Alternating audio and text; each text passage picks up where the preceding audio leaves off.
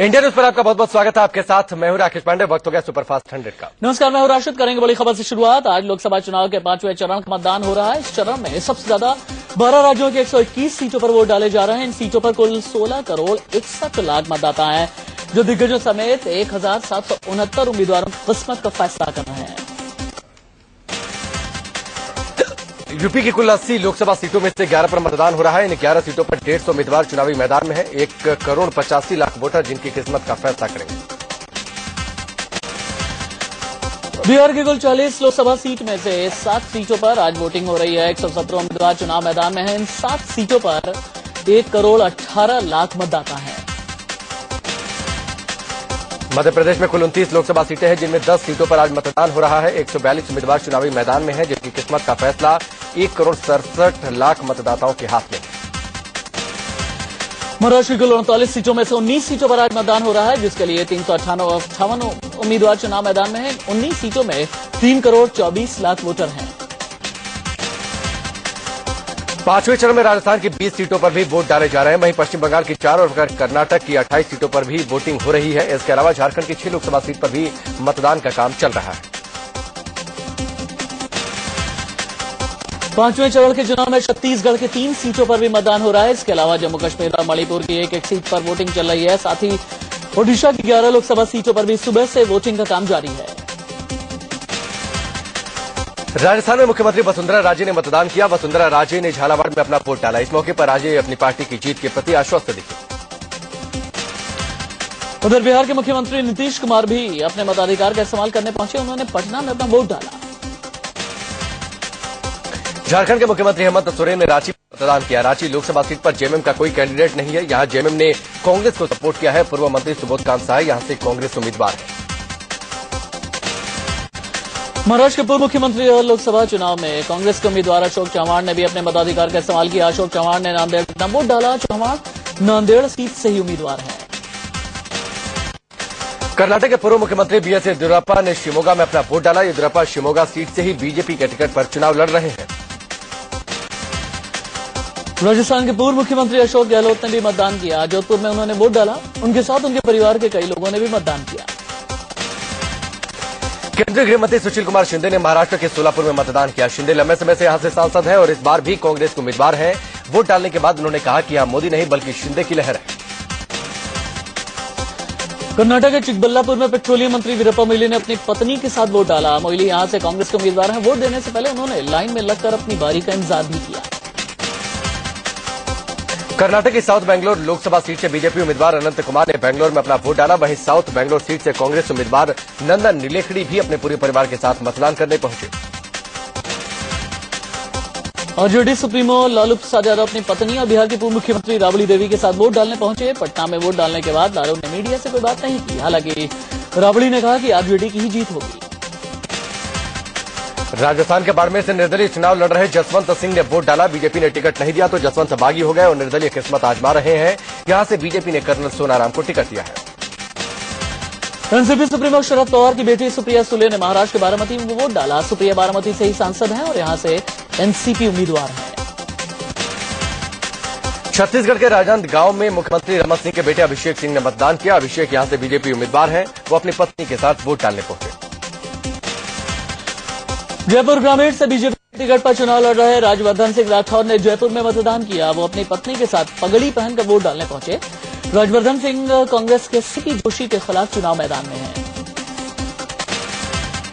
BJP के वरिष्ठ नेता सुषमा स्वराज ने भोपाल में मतदान किया। सुषमा विदिशा से सांसद है और वहीं से चुनाव भी लड़ रही हैं, लेकिन वो वोटर भोपाल की है। यहां के एमएलबी कॉलेज में उन्होंने वोट डाला। बिहार में बीजेपी नेता सुशील कुमार मोदी ने भी मतदान किया। उन्होंने पटना में अपना वोट डाला। इस मौके पर सुशील मोदी ने कहा कि हम बिहार की सभी 40 सीटें जीत रहे हैं। पटना में बीजेपी के वरिष्ठ नेता सीपी ठाकुर ने भी वोट डाला। सीपी ठाकुर ने दावा किया कि पटना की दोनों सीटों पर बीजेपी की ही जीत होगी। महाराष्ट्र के उप मुख्यमंत्री अजीत पवार ने भी मतदान किया। एनसीपी सुप्रीमो अजीत पवार के भतीजे अजीत पवार ने बारामती में अपने गृहनगर में वोट डाला।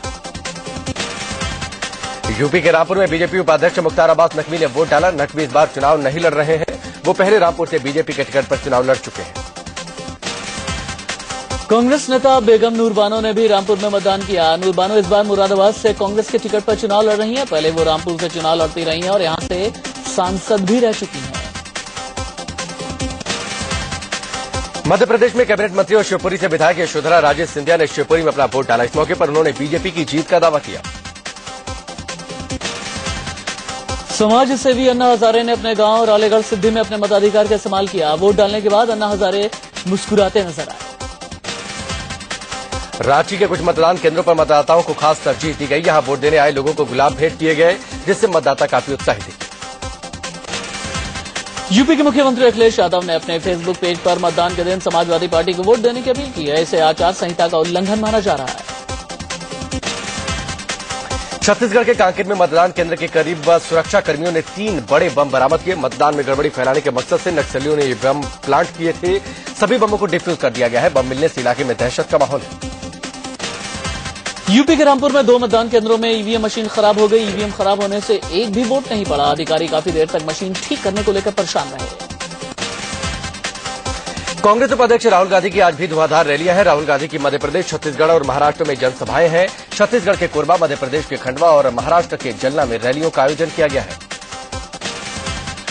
बीजेपी के प्रधानमंत्री पद के उम्मीदवार नरेंद्र मोदी की भी आज धुआंधार रैलियां हो रही हैं। तमिलनाडु में उनकी 3 रैलियां रखी गई हैं। ईरोड की रैली के बाद वो रामनाथपुरम और कन्याकुमारी में भी जनसभा करने वाले हैं।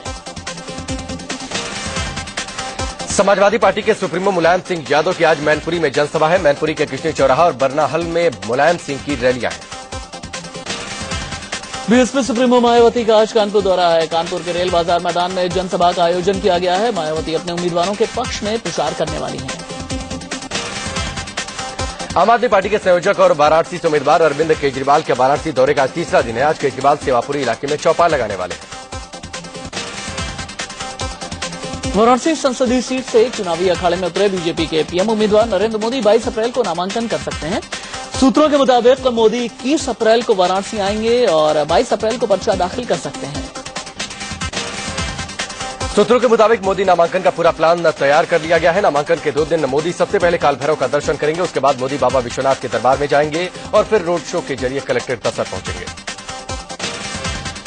गुजरात के मुख्यमंत्री और बीजेपी के पीएम कैंडिडेट नरेंद्र मोदी ने गुजरात दंगों पर सवालों के जवाब देने से कतराने की बात को खारिज किया। उन्होंने कहा कि गुजरात दंगों पर जितना कहना था वो कह चुके हैं। न्यूज एजेंसी एएनआई को दिए इंटरव्यू में मोदी ने ये बातें कही। सबको जवाब दिया, सबको दिया, हर सवाल का जवाब दिया है। 2002 से 2007 तक देता रहा। बाद में मैंने देखा कि ये कोई सत्य जानने की कोशिश नहीं है। ये कोई अननोन कोई दुनिया है जो कुछ न कुछ षड्यंत्र कर रही है। नरेंद्र मोदी ने कहा कि वो वाराणसी में किसी को हराने नहीं बल्कि लोगों का दिल जीतने जा रहे हैं। मोदी बोले कि वाराणसी में एक बार जब वो सीधे मुस्लिमों से मिलेंगे तो वो लोग उनसे प्यार करने लगेंगे। मोदी ने वाराणसी में मुस्लिमों के डरने के सवाल पर यह जवाब दिया। एक बार जैसे ही जाऊंगा, जैसे ही लोगों को मिलूंगा और जैसे ही वो मुझे रूबरू में जानेंगे, not through media, not through my opponents, सीधा सीधा जब मोदी को जानेंगे तो वो लोग मुझे इतना प्यार करेंगे, उतना प्यार करेंगे जितना शायद उन्होंने अब तक किसी राजनेता को नहीं किया होगा। महिला जासूसी के सवाल पर मोदी बोले कि इसे किसी राजनीतिक दल को मुद्दा नहीं बनाना चाहिए क्योंकि ये राष्ट्रीय शर्म का विषय है। ये विषय ऐसा है जिसको राजनीतिक छींटाकशी से दूर रखना चाहिए। विमेन डिग्निटी ये हमारी प्रायोरिटी होनी चाहिए। न मुझे इसके विषय में कांग्रेस को गाली गलौज करना चाहिए, न ही मुझे राहुल गांधी को गाली गलौज करना चाहिए। मोदी की ब्रांडिंग और बीजेपी के प्रचार पर 10,000 करोड़ खर्च करने के कांग्रेस के आरोप पर मोदी ने कहा कि कांग्रेस जिस एजेंसी से चाहे उनकी जांच करा ले। अभी यूपीए सरकार के पास थोड़ा समय बचा है। क्या ये जांच नहीं कर सकते? क्या इंक्वायरी नहीं कर सकते? क्या देश के सामने दूध का दूध और पानी का पानी नहीं करना चाहिए क्या? इसलिए मेरा आग्रह है कि जो आरोप लगाए हैं वो ही इन्वेस्टिगेशन करें। बीजेपी के प्रधानमंत्री पद के उम्मीदवार नरेंद्र मोदी पर भाई बहन कल जमकर बरसे। राहुल गांधी ने बिहार के किशनगंज में मोदी का नाम ले लेकर निशाना साधा तो दूसरी तरफ रायबरेली में प्रियंका गांधी ने मोदी का नाम लिए बगैर पहली बार उन पर निशाना साधा। प्रियंका गांधी ने पहली बार नरेंद्र मोदी पर इशारों में निशाना साधा। उन्होंने मोदी का नाम लिए बगैर कहा कि कांग्रेस जोड़ने की राजनीति करती है, लेकिन विपक्ष तोड़ने की सियासत करता है। विचारधारा कांग्रेस पार्टी की विचारधारा जोड़ने की विचारधारा है। विपक्षी दलों की ये विचारधारा है कि वे कुछ लोगों को आगे बढ़ाना चाहते हैं और दूसरों को नकारते हैं और फूट फैलाते हैं। रायबरेली में मोदी पर इशारों में निशाना साधते हुए प्रियंका गांधी ने यह भी कहा कि दो विचारधाराएं चल रही हैं। कांग्रेस लोगों को मजबूत बनाने की हिमायती है, जबकि विपक्ष की विचारधारा सिर्फ एक आदमी को आगे बढ़ाने की है। प्रियंका गांधी ने बीजेपी पर सांप्रदायिक सियासत करने का भी आरोप लगाया। रायबरेली की एक जनसभा में प्रियंका ने कहा कि विपक्ष समाज में फूट डालने का काम करता है। प्रियंका गांधी ने मोदी पर इशारों में निशाना साधते हुए कहा कि एक शख्स ऐसी बातें कर रहा है मानो सारी क्षमता उसी में है, वही सब कुछ करेगा। मुझे मानो, मैं सब निर्णय लूंगा, सारी क्षमता मुझ में है। मजबूती जनता के हाथों में होनी चाहिए कि एक व्यक्ति के हाथों में होनी चाहिए। प्रियंका गांधी के हमले पर बीजेपी ने पलटवार किया। बीजेपी प्रवक्ता सुधांशु त्रिवेदी ने कहा कि रायबरेली अमेठी में डूबती नैया को बचाने के लिए प्रियंका गलत बयानी कर रही हैं। आज प्रियंका गांधी जी को 2014 में किस लिए ले जाया जा रहा है? कांग्रेस बचाने के लिए नहीं, अमेठी और रायबरेली बचाने के लिए। यानी अब नारा क्या हो गया? प्रियंका लाओ, अमेठी रायबरेली बचाओ। कांग्रेस उपाध्यक्ष राहुल गांधी ने बिहार के किशनगंज में रैली की। राहुल ने बीजेपी के साथ साथ उसके पीएम कैंडिडेट नरेंद्र मोदी पर तीखा हमला बोला। राहुल गांधी ने कहा कि बीजेपी और नरेंद्र मोदी को देश की चिंता नहीं, लोगों की परवाह नहीं, उन्हें सिर्फ कुर्सी की चिंता है। राहुल ने मोदी के गुजरात मॉडल पर हमला बोला और कहा कि उनके मॉडल में सिर्फ एक आम आदमी काम करता है, बाकियों से उन्हें कोई मतलब नहीं है। राहुल ने चुटकी लेते हुए कहा कि मोदी जी शायद नहीं जानते कि बिहार के लोगों के पास सही गलत की पहचान करने वाला रडार है। वो यहां के लोगों को गुजरात मॉडल का झांसा देकर उल्लू नहीं बना सकते। प्रियंका राहुल के हमले के बाद उनकी मां और कांग्रेस अध्यक्षा सोनिया गांधी ने भी नरेंद्र मोदी को निशाने पर लिया। तेलंगाना के करीमनगर में सोनिया ने कहा कि बीजेपी नफरत फैलाने वाली विचारधारा पर चलने वाली पार्टी है। सोनिया ने बीजेपी के बहाने टीडीपी पर भी निशाना साधा। उन्होंने कहा कि टीडीपी ने बीजेपी से गठबंधन कर सांप्रदायिक ताकतों को गले लगाया। उन्होंने ये भी कहा कि इन दलों से जनता को सावधान रहने की जरूरत है। मध्य प्रदेश के रतलाम में नरेंद्र मोदी केंद्र सरकार पर जमकर बरसे। उन्होंने कहा कि इस बार ये सरकार जाने वाली है और इसे कोई बचा नहीं पाएगा। कांग्रेस के वरिष्ठ नेता कपिल सिब्बल ने एक बार फिर से नरेंद्र मोदी पर हमला बोला है। सिब्बल ने कहा कि मोदी के प्रचार में गुजरात की ब्लैक मनी का इस्तेमाल हुआ है। सिब्बल ने आंकड़े दिखाते हुए कहा कि मोदी इस चुनाव प्रचार में हजारों करोड़ रुपए खर्च कर चुके हैं। सिब्बल ने कहा कि उनके अच्छे प्रशासक होने की बात की जाती है, लेकिन उनके मंत्री और पुलिस तो कई आरोपों में जेल जा चुके हैं। फिल्म अभिनेत्री और कांग्रेस नेता नगमा ने मोदी के साथ साथ शिवराज सिंह चौहान पर भी निशाना साधा। उन्होंने कहा कि एक फेंकू एक्सप्रेस गुजरात में है और दूसरा मध्य प्रदेश में। उन्होंने शिवराज को कंस मामा भी बता दिया। बीजेपी से बगावत कर राजस्थान के बाड़मेर से निर्दलीय चुनाव लड़ रहे जसवंत सिंह ने बीजेपी पर हमला बोला है। उन्होंने देश में मोदी लहर की बात से इनकार किया। उनका कहना है कि लहर बीजेपी के खिलाफ है। बीजेपी के पीएम उम्मीदवार नरेंद्र मोदी को टोपी से परहेज है, लेकिन पार्टी अध्यक्ष राजनाथ सिंह को इससे कोई दिक्कत नहीं। राजनाथ सिंह लखनऊ में एक मजार पर जियारत के दौरान मुस्लिम टोपी पहने दिखाई दिए, जबकि मोदी टोपी पहनने से इनकार कर चुके हैं। बताया जा रहा है कि लखनऊ में नामांकन दाखिल करने के बाद राजनाथ बाबा मीर कासिम की मजार पर गए थे। ये फोटो उसी दौरान की है। राजनाथ लखनऊ से चुनाव लड़ रहे हैं, जहां करीब 1/4 मुस्लिम आबादी है। ऐसे में राजनाथ के टोपी पहनने के राजनीतिक मायने निकाले जा रहे हैं। बॉलीवुड अभिनेता सलमान खान के पिता सलीम खान मोदी के समर्थन में उतरे हैं। उन्होंने मोदी के राज में मुसलमानों को सुरक्षित होने की बात कही। हालांकि उन्होंने कहा कि मैं कांग्रेस से मायूस हुआ, अच्छा उम्मीदवार हो तो वोट जरूर करूंगा। बॉलीवुड अभिनेता सलमान खान के पिता सलीम खान मोदी के समर्थन में उतरे हैं। उन्होंने मोदी के राज में मुसलमानों को सुरक्षित होने की बात कही। हालांकि उन्होंने कहा कि मैं कांग्रेस से मायूस हुआ, अच्छा उम्मीदवार हो तो वोट जरूर करूंगा। सलीम खान ने मुंबई में नरेंद्र मोदी पर उर्दू वेबसाइट लॉन्च की। उन्होंने कहा कि मुझे राजनीति में रुचि नहीं है। मैंने उर्दू जबान के प्रसार के लिए मोदी जी को वेबसाइट का सुझाव दिया, जिस पर उन्होंने हामी भरी थी। रामविलास पासवान की पत्नी को लेकर सवाल उठाए। हाजीपुर से जेडीयू उम्मीदवार रामसुंदर दास ने सवाल उठाया कि पासवान ने अपने हलफनामे में अपनी पहली पत्नी राजकुमारी देवी का नाम क्यों नहीं लिखा। उन्होंने अपनी दूसरी पत्नी का ही नाम लिखा है। आम आदमी पार्टी के संयोजक अरविंद केजरीवाल की मुश्किलें बढ़ती दिख रही हैं। उन्हीं की पार्टी के हरियाणा के एग्जीक्यूटिव मेंबर संजय ब्रह्मचारी ने वाराणसी से केजरीवाल के खिलाफ चुनाव लड़ने का ऐलान किया है।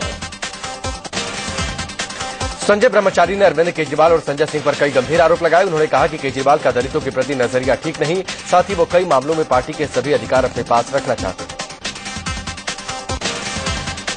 एमपी के ग्वालियर में 10 अप्रैल को हुए राहुल गांधी के रोड शो पर बीजेपी की शिकायत के बाद एसपी ने एसपीजी को नोटिस भेजकर 24 घंटे में जवाब मांगा। राहुल का कार की छत पर बैठना मोटर व्हीकल एक्ट का उल्लंघन माना गया। यूपी के मुख्यमंत्री अखिलेश यादव ने फिरोजाबाद में एक जनसभा के दौरान नरेंद्र मोदी को घेरा। अखिलेश ने मोदी के गुजरात के शेरों वाले बयान पर चुटकी लेते हुए कहा कि गुजरात के शेरों को वो इटावा के पिंजड़े में बंद करेंगे। रेप के लिए फांसी का विरोध करने वाले बयान पर समाजवादी पार्टी सुप्रीमो मुलायम सिंह यादव ने महिला आयोग के नोटिस का जवाब भेजा है। जवाब में मुलायम ने कहा कि फांसी रेयरेस्ट ऑफ रेयर केस में ही देनी चाहिए। आयोग जवाब की समीक्षा कर रहा है। प्रधानमंत्री के मीडिया सलाहकार रहे संजय बारू ने अपनी किताब द एक्सीडेंटल प्राइम मिनिस्टर पर घमासान मचने के बाद मीडिया से बातचीत की है। इंटरव्यू में संजय बारू ने कई अहम खुलासे किए। बारू से सवाल पूछा गया कि किताब की टाइमिंग पर तो सवाल उठना लाजमी है, जिस पर बारू ने जवाब दिया कि मैंने पब्लिशर से ये बात कही थी, लेकिन उन्होंने कहा कि चुनाव के बाद कौन खरीदेगा ये किताब। बारू से पूछा गया कि आपको लगा था कि इतना बड़ा हंगामा खड़ा हो जाएगा, जिसके जवाब में बारू ने कहा कि मुझे नहीं लगा था कि लोग इतनी रुचि लेंगे, लेकिन जब प्रधानमंत्री कार्यालय ने प्रतिक्रिया दी तो मैं भौंचक्का रह गया। इंटरव्यू के दौरान बारू से सवाल पूछा गया कि क्या आपने किताब के बारे में पीएम को बताया था। बारू ने कहा कि मैंने 30 दिसंबर को ही बता दिया था, हफ्ते भर पहले किताब भी पहुंचा दी थी। उन्होंने कुछ नहीं कहा। प्राइवेट टेलीकॉम कंपनियों को सुप्रीम कोर्ट से बड़ा झटका लगा है। सुप्रीम कोर्ट ने हाईकोर्ट के फैसले को बरकरार रखा और कहा कि टेलीकॉम कंपनियों के खातों की सीएजी जांच होगी। सुप्रीम कोर्ट ने अपने फैसले में कहा कि जो भी कंपनियां देश के प्राकृतिक संसाधनों का इस्तेमाल करती है, उसके रेवेन्यू और खातों की जांच सीएजी करेगी। सहारा ग्रुप ने सुप्रीम कोर्ट में एक नया प्रस्ताव पेश किया है। इसमें कहा गया है कि जमानत के लिए 5,000 करोड़ की रकम जमा करने तक उन्हें जेल में रखने की बजाय हाउस अरेस्ट रखा जाए। सहारा के प्रस्ताव पर शुरू हुई सुनवाई आज भी जारी रहेगी। आईपीएल स्पॉट फिक्सिंग में श्रीनिवासन समेत 13 लोगों के नाम है। सुप्रीम कोर्ट में मुद्गल कमेटी की जांच रिपोर्ट खोली गई। इसमें 13 लोगों के नामों का खुलासा हुआ। श्रीनिवासन का नाम सामने आने पर सुप्रीम कोर्ट ने पूछा कि क्या बीसीसीआई उनकी जांच करेगा। एन श्रीनिवासन को सुप्रीम कोर्ट से एक और झटका लगा है। श्रीनिवासन को अर्जी पर जल्द सुनवाई से कोर्ट ने इनकार कर दिया है, जिसमें मांग की गई थी कि उन्हें बीसीसीआई के अध्यक्ष के तौर पर काम करने की इजाजत दी जाए।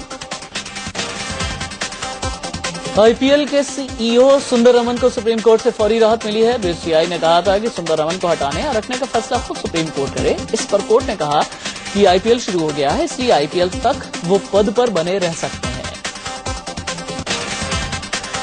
खेल में भ्रष्टाचार को लेकर सीबीआई ने एक नई यूनिट का गठन किया। इसका नाम रखा गया है स्पोर्ट इंटीग्रिटी यूनिट।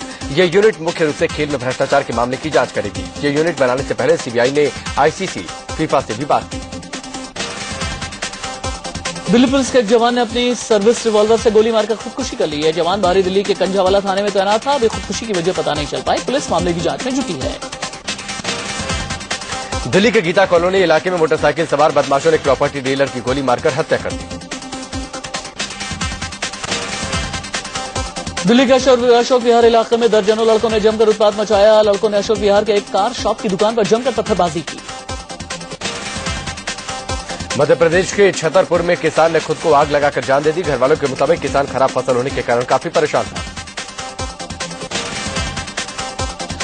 गाजियाबाद में महिला चोर गैंग की करतूत सामने आई है। एक शोरूम में पहुंची महिला गैंग ने लैपटॉप पर हाथ साफ कर दिया। आईपीएल 7 के पहले मैच में कोलकाता नाइट राइडर्स ने पिछले चैंपियन मुंबई इंडियंस को 41 रनों से हरा दिया। आईपीएल 7 में आज दिल्ली डेयरडेविल्स का मुकाबला बेंगलोर रॉयल चैलेंजर्स से है। इस मुकाबले में सभी की निगाहें आईपीएल 7 के सबसे महंगे खिलाड़ी युवराज सिंह पर है। भारत सरकार ने देश के अलग अलग जेलों में बंद 21 पाकिस्तानी कैदियों को रिहा कर दिया। अलग अलग जगहों से पकड़े गए इन सभी पाक नागरिकों को वाघा बॉर्डर के जरिए पाकिस्तान भेजा गया। पाकिस्तान के पूर्व विदेश मंत्री खुर्शीद महमूद कसूरी ने कहा कि नरेंद्र मोदी अगर सत्ता में आएंगे तो पाकिस्तान के प्रति आक्रामक रवैया नहीं अपनाएंगे। यूक्रेन में रूसी समर्थकों के खिलाफ कार्रवाई तेज कर दी गई है। क्रामातोर्स्क शहर को रूसी समर्थकों ने मुक्त कराने के लिए सेना ने अभियान चलाया। यूक्रेन की सेना की हजारों टुकड़ियों की तैनाती की गई है। नाइजीरिया के बोर्नो शहर में एक स्कूल पर आतंकियों ने हमला किया। आतंकी स्कूल के छात्रावास से करीब 200 लड़कियों को 4 ट्रकों में अगवा करके ले गए। 61वें राष्ट्रीय फिल्म पुरस्कारों का ऐलान कर दिया गया है। जॉली एलएलबी को बेस्ट हिंदी फिल्म के अवार्ड के लिए चुना गया, जबकि माधुरी दीक्षित की फिल्म गुलाब गैंग को सामाजिक मुद्दों पर बनी बेस्ट फिल्म चुना गया। फिल्म शाहिद के लिए राजकुमार राव को बेस्ट एक्टर के लिए चुना गया। शाहिद फिल्म के लिए हंसल मेहता को बेस्ट डायरेक्टर के अवार्ड के लिए चुना गया, जबकि प्रांजल दुआ को शॉर्ट फिल्म चिड़िया उड़ के लिए बेस्ट डायरेक्टर का अवार्ड दिया गया। बॉलीवुड सुपरस्टार और ग्लोबल आइकन अमिताभ बच्चन की फिल्म भूतनाथ रिटर्न्स का बॉक्स ऑफिस पर कमाई को लेकर अच्छा प्रदर्शन जारी है। फिल्म ने 5 दिनों में 26 करोड़ की कमाई की। भूतनाथ रिटर्न्स की कामयाबी को देखते हुए इसके निर्माता भूषण कुमार अब इसका तीसरा पार्ट बनाने की तैयारी में है। भूषण ने कहा कि इस फिल्म के तीसरे संस्करण की बाबत अमिताभ से बात करेंगे। फिल्म निर्माता वाशु भगनानी अपनी फिल्म यंगिस्तान का सीक्वल बनाने की तैयारी में जुट गए हैं। फिल्म यंगिस्तान को मिली कामयाबी ने उन्हें इसके लिए प्रेरित किया। हिमेश रेशमिया और हनी सिंह की आने वाली फिल्म द एक्सपोज का नया गाना रिलीज किया गया है। फिल्म का निर्देशन अनंत महादेवन ने किया।